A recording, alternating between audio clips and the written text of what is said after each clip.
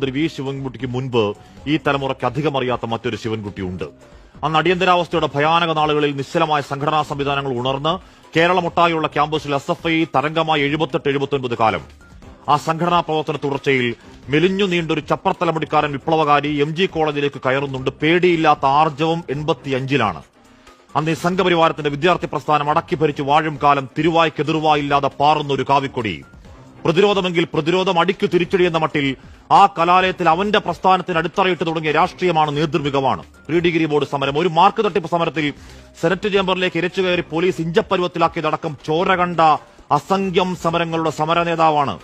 ആ വിദ്യാർത്ഥികാലം കഴിഞ്ഞ രാഷ്ട്രീയ തുടർച്ചയിലെ തലസ്ഥാന നഗരിയിൽ വി ശിവൻകുട്ടിക്ക് ഒരു വിളിപ്പേര് വീണു: നഗരത്തിന്റെ പ്രക്ഷോഭകാരി, പ്രക്ഷോഭകാരികളുടെ രക്ഷാധികാരി.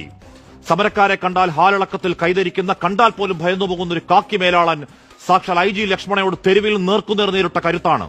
ഏതെങ്കിലും പാർട്ടി സാഹിത്യം അരച്ചു കലക്കി കുടിച്ച വാഗ്ദോരണി അല്ലാത്തൊരു പ്രശ്നത്തിൽ അനീതിയിൽ MLA എന്നോ പാർട്ടി സെക്രട്ടറി എന്നോ നോക്കാതെ ആ മുണ്ടും മടക്കി കുത്തി അവിടെ ഒരു കരിമ്പാറ പോലെ നിൽക്കലാണ്. രാഷ്ട്രീയം നോക്കാതെ സാധാരണക്കാരനെ കേൾക്കലാണ്. അടിത്തട്ട് രാഷ്ട്രീയമാണ് മൂലധനം. ആ നേതാവിനോടാണോ രാജ്ഭവനെ, സംഘപരിവാരമേ നിങ്ങളുടെ വിലയില്ലാത്ത വിരട്ട്? നിങ്ങൾക്ക് തെറ്റിയതാണ്, ആളുമാറിയതാണ്.